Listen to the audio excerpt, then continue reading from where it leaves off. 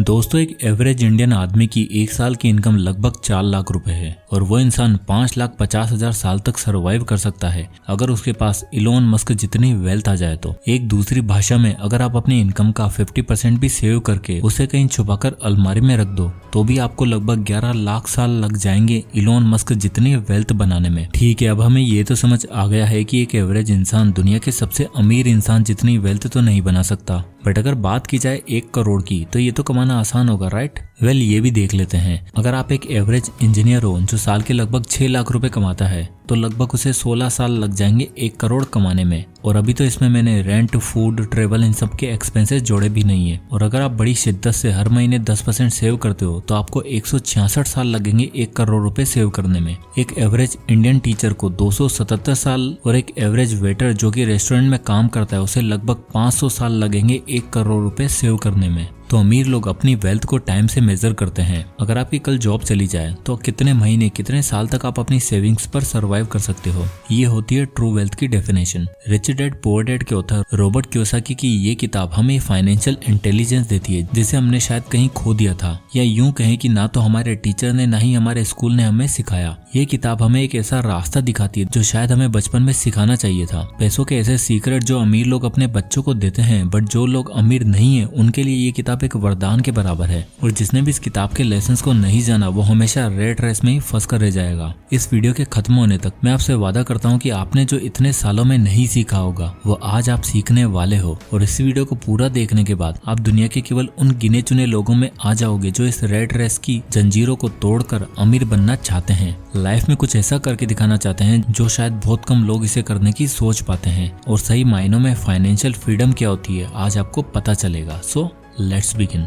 Lesson number 1, rich don't work for money. Robert Kiyosaki इस किताब में बोलते हैं कि rich don't work for money मतलब कि अमीर लोग पैसे के लिए काम नहीं करते। अब ये सुनने में थोड़ा अजीब लगता है क्योंकि बचपन से हमें हमारे पेरेंट्स ने, स्कूल ने हमें एक ही तो चीज सिखाई है, बेटा पढ़ाई अच्छे से करो, मार्क्स अच्छे नहीं आएंगे तो फिर कोई नौकरी नहीं देगा, तो फिर पैसे कैसे कमाओगे? अगर आप पैसा नहीं कमाओगे तो लाइफ बर्बाद हो जाएगी, हमेशा धक्के खाते रहोगे। तो हमारा बचपन तो बस यही सुनने में निकल गया कि बड़े होके नौकरी करनी है और पैसे के लिए काम करना है। पर रॉबर्ट कियोसाकी ऐसा क्यों बोल रहे हैं कि अमीर लोग पैसे के लिए काम नहीं करते? रॉबर्ट के रिच डैड ने उन्हें सिखाया था कि आप कभी भी जॉब करके अमीर नहीं बन सकते, क्योंकि आपकी सैलरी कितनी भी क्यों ना हो जाए आप हमेशा पैसों के गुलाम रहोगे। आप काम नहीं करोगे पैसा नहीं मिलेगा, आप टाइम नहीं दोगे तो पैसा नहीं मिलेगा, आप छुट्टी मनाओगे तो भी पैसा नहीं मिलेगा। रिच लोग कभी भी पैसे के लिए काम नहीं करते हैं, पैसा रिच लोगों के लिए काम करता है। रॉबर्ट जब 9 साल के थे तो उन्होंने कुछ कॉमिक्स बुक्स को किराए पर देना स्टार्ट किया और जिससे उन्हें रेंट मिला करता था, जिससे रॉबर्ट काम नहीं कर रहे थे बट उन्होंने कॉमिक्स किराए पर दे रखी थी तो उन्हें हमेशा पैसे मिलते रहते थे। रॉबर्ट बोलते हैं कि अगर आप ऐसा बिजनेस या सिस्टम क्रिएट कर देते हो जिसमें आप खुद मौजूद नहीं हो तब भी आपको पैसे मिलते रहते हैं तो वो ट्रू डेफिनेशन है फाइनेंशियल फ्रीडम की। बट अनफॉर्चुनेटली लोग इसका अपोजिट करते हैं। वो दिन भर 8-8 घंटे भाग दौड़ करते हैं, सुबह जल्दी उठते हैं, ऑफिस के लिए रेडी होते हैं, जल्दी जल्दी में ब्रेकफास्ट करके बस या ट्रेन पकड़कर अपने ऑफिस जाते हैं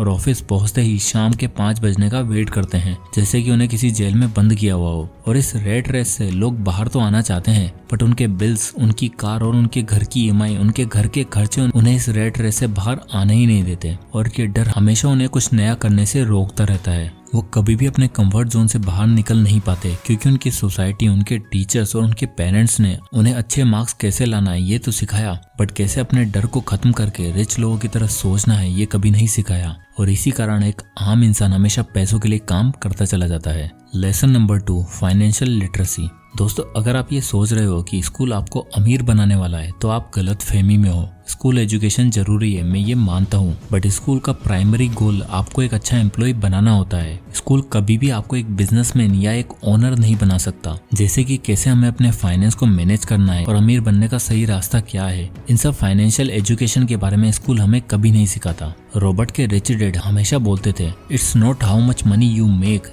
it's how much money you keep.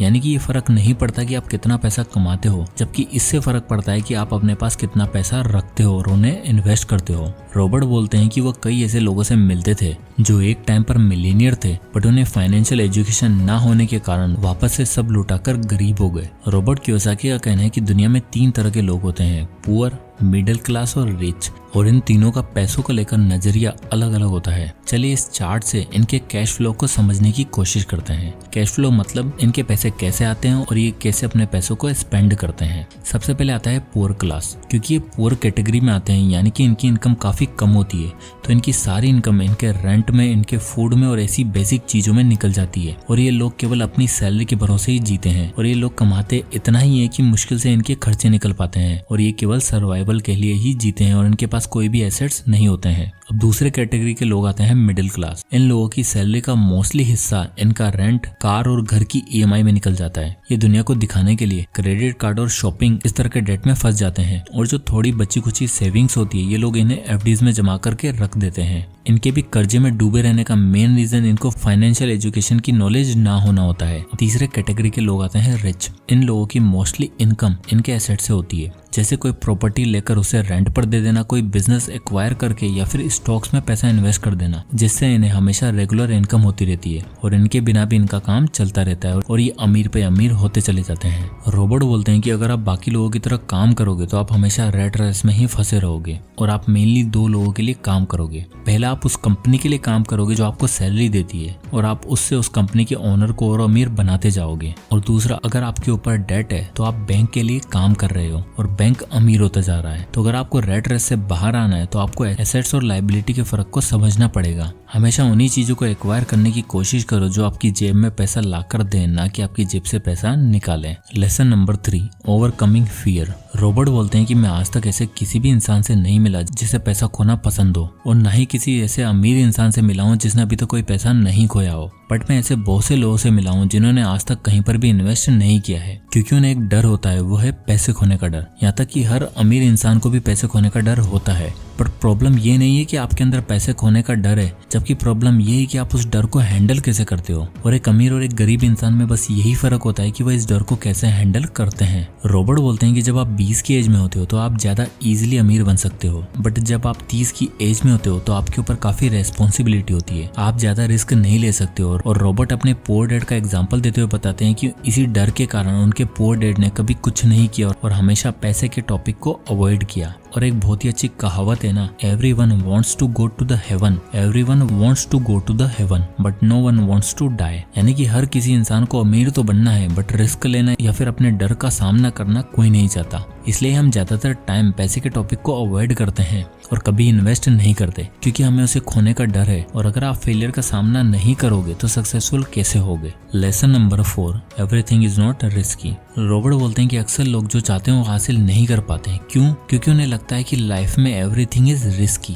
लोगों को लगता है कि हमें तो बस एक ऐसी जॉब करनी है जिसमें हम सिक्योर रहें, कहीं अमीर बनने के चक्कर में हम सब कुछ लुटा ना बैठे, और इस जॉब सिक्योरिटी के चक्कर में वो कभी भी कोई एक्शन लेते ही नहीं है। रॉबर्ट के रिच डैड बोलते थे कि अगर तुम अमीर बनना चाहते हो तो तुम अभी जो सोचते हो, तुम्हारी जो अभी थिंकिंग है, तुम्हें उसका एग्जैक्ट अपोजिट सोचना होगा, तुम्हें अपनी सोच बदलनी होगी। रिच डैड बोलते थे कि अगर तुम जॉब सिक्योरिटी के बारे में सोचते रहोगे तो तुम लाइफ टाइम हार्ड वर्क ही करते रहोगे, इससे तुम नहीं तुम्हारा बॉस अमीर होता जाएगा। और अगर तुम अपना बिजनेस बिल्ड करना स्टार्ट करोगे तो स्टार्ट में हो सकता है कि तुम्हें परेशानियों का सामना करना पड़े, लेकिन बाद में तुम्हें काम नहीं करना पड़ेगा और तुम तब भी पैसा कमाते रहोगे। और बचपन में जब रिच डैड ने यह लेसन रॉबर्ट को बताया था तो रॉबर्ट का ये सवाल था कि ऐसा करना रिस्की नहीं होगा क्या। इस पर रिच डैड बोले कि तुम्हारे पेरेंट्स पैसे बचाने के लिए क्या करते हैं। इस पर रॉबर्ट बोले कि वह सेल का वेट करते हैं और जब सेल होती है तो वो नए कपड़े, नए जूते, ये सारी चीजें सस्ते में ले आते हैं, जिससे वो काफी पैसे बचा लेते हैं। यहाँ तक कि जब वो फूड पर सेल होती है और वो सस्ते में मिल रहा होता है तो उसे फ्रिज में जमा करके रख लेते हैं। इस पर रिच डैड हंसते हुए बोले, मतलब कि तुम्हारे पेरेंट्स पैसे बचाने के लिए बहुत हार्ड वर्क करते हैं।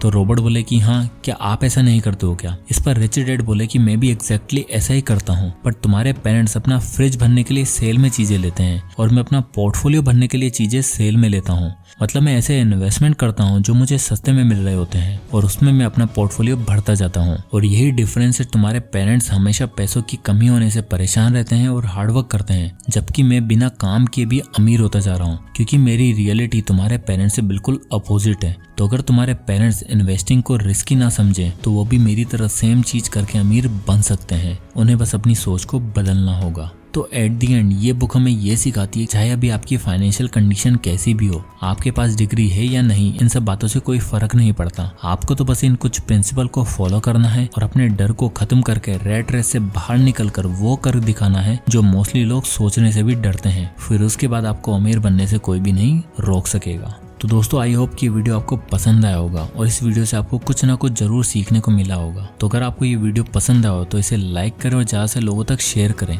और अगर आप इसी तरह के वीडियोस देखना चाहते हैं तो हमारे चैनल को सब्सक्राइब करना बिल्कुल ना भूलें। मैं इसी तरह के वीडियोस लाता रहता हूँ। और अगर आप किसी भी बुक या टॉपिक पर वीडियो चाहते हैं तो हमें कमेंट करके जरूर बताएं, मैं उस पर वीडियो बनाने की पूरी कोशिश करूंगा। तो मिलते हैं नेक्स्ट वीडियो में, तब तक के लिए जय हिंद।